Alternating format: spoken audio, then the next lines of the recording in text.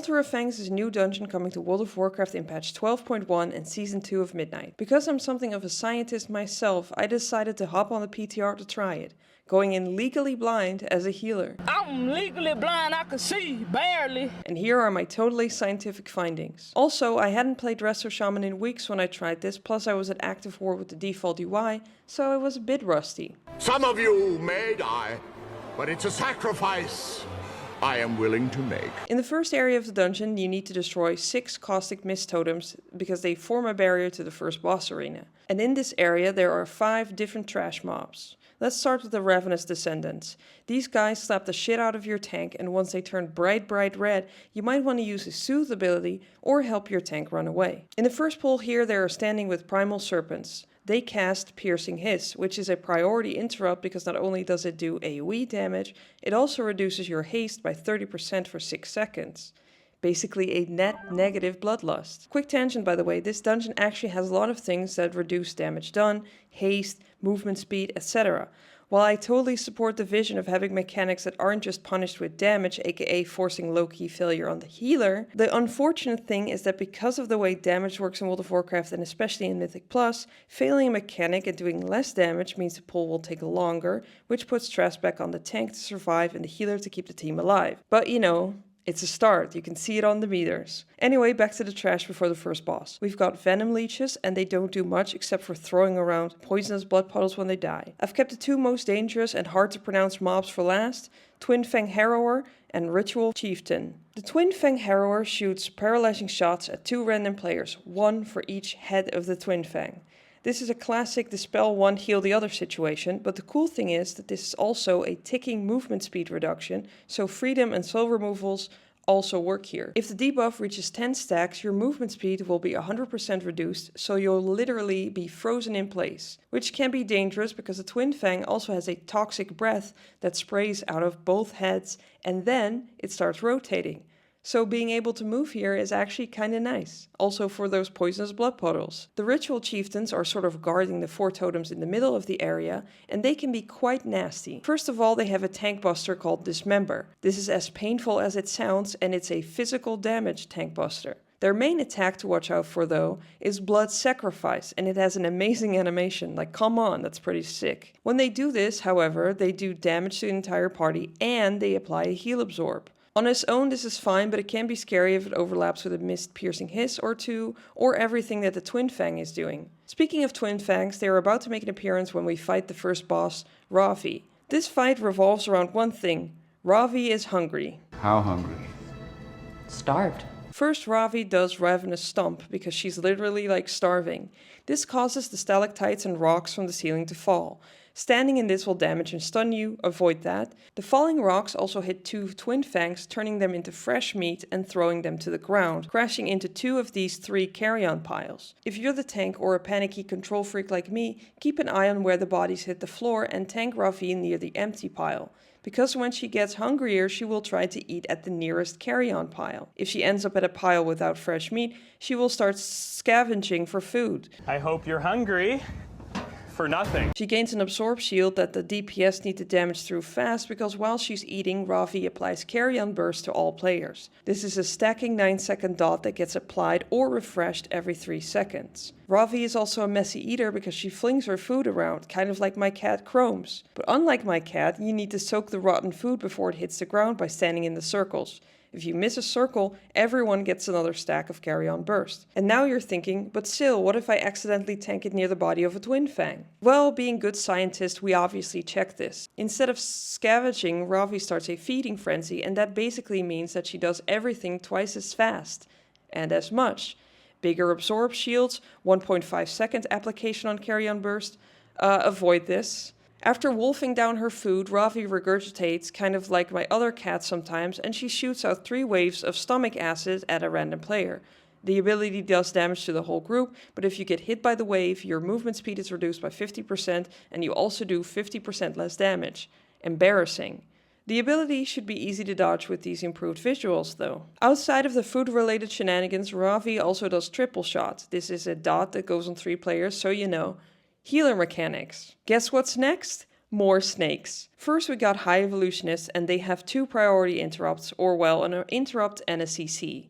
They seemingly constantly cast Envenom, which is exactly what it sounds like. Oh, right. The poison for Cusco. The poison chosen specially to kill Cusco. Cusco's poison. You want to interrupt as many of these as possible, especially if you see them cast Massive Venom, which I've only seen this one before the boss do. Luckily, this is a dispellable poison, so if you have a poison dispel, nice. Note to self and other Resto Shaman watching, remember to talent into the poison totem so you can feel what it's like to be a paladin or monk every 2 minutes. The other ability the High Evolutionist does is Evolve. This is a 6-second channel where they heal 5% of their max health every second. You need to CC them to stop this. If this channel resolves without them being stopped, the High Evos get an Absorb shield and they also become immune to CC while the shield is up. So missing a stop and an Evolve can quickly spiral into a problem. There are also bloodletters here that mostly seem to do white swings on the tank, fixating hatchlings that can spawn from the eggs around the room, and then we've got Rattling Writhe, and they give us a little preview of what the boss will do. Their main scary ability is Rattle, which does physical damage every second for 5 seconds. Say it with me, healer mechanics. Except not really, because you can immune this. They also do a nature damage plus dot tank buster called Corrosive Fangs, and it is not dispellable, unfortunately. And word of caution to the tanks, and I guess healers out there, it also increases the tank's damage taken by 20%, so keep that in mind. The next boss coming up is Writhing Coil, like it's a bundle of tangled snakes. Think Rat King, but snakes. Also, if you think that the model is cool, it's also a mount that drops. This fight has an ability for each role and then for everyone. First we've got healer mechanic number 1, Synchronized Venom. This is nature damage on the entire party, so basically rot damage. The tank will then get hit by Tail Sight, which chunks physical damage. Finally, the ball of snakes will cast Toxic Atrophy 3 times in a row, and this needs to be interrupted because it's a stacking 20% damage done and movement speed reduction per application. This is not great because the next part of the fight requires a lot of movement. By the way, the game announces the Toxic Atrophy trio as Toxic Barrage. After the barrage, the snake ball unleashes a Vindictive Onslaught, which is basically a 2 frontal combo. Burrowing Charge, which is exactly what it sounds like, look at that nice visual, and Venom Jet, which is this wide cone frontal of slime. To make this easier to dodge, try to be close to where the coil ends its Burrowing Charge, which makes sidestepping the venom easier. But the real centerpiece of this fight is Death Rattle, which pulls you in and start pulsing heavy, stacking physical damage on the whole group. Orwena throws vines at everyone and running away at least 10 yards from the coil snaps them and uncoils the snake ball. The vine grip goes on all living players and delaying running away from the coil can be very deadly. Uncoil does a blast of damage as the coil gets broken up and turns into 5 separate snakes for 20 seconds. They all start fixating a player, and if the snake touches you, they apply a fast-acting but dispellable poison. The good news, however, is that the uncoiled snakes can be CC'd. When the coil reassembles, the damage done to the separate snakes carries over into the Writhing Coil. And at this point, the fight is rinse and repeat. If you kill one of the loose snakes, they go underground and make this dirt effect. Standing on it damages you and knocks you back. And you know what's next? That's right. Snakes and snake people. I have had it with these monkey-fighting snakes on this Monday to Friday plane! I know it would be a gear and transmog nightmare, but I think these guys would be a cool allied race. Anyway, moving on. There are more high evolutionists here, and they brought their buddy Blade of the Altar. These guys backstab and poison the tank. Here they are all standing around an Ascendant Serpent, which is held in a sort of stasis by 4 totems. Once you destroy the 4 totems, the mini-boss becomes active, and she has 3 main abilities. Infest, which lays eggs on every player and applies a 5-second dot. Once the dot runs out, there's a burst of damage in the 8 yards around you, so don't stand on each other, but the dot running out also hatches the eggs, which spawns a ton of snakes, and they fixate. So loose spread and CC. Next, the Serpent does Virulent Whirl, which are puddles that turn into death tornadoes. Think Ember Dawn and Windrunner, but green. It's on the tank to place the Serpent somewhere so that the murder tornadoes don't take over the place. They need to take care of this before Noxious Spray goes off, however, which is a stream of green goo aimed at the tank for 5 seconds and it cannot be sidestepped. Think Katy Perry at the 2010 Kids' Choice Awards. The last unique trash mob in this dungeon is Ulatek's Chosen, and they are surrounded by a bunch of living venom. Healing this part of the dungeon without knowing what was going to happen was scary. Toxic Surge, that's probably oh my f***. They cast Mass Envenom, Priority Interrupt, obviously. Next is Toxic Surge, which is a 9-second every second damage event. That's already a ton of damage, but it also triggers Toxic Beam, which are these lines, so heavy damage and movement required.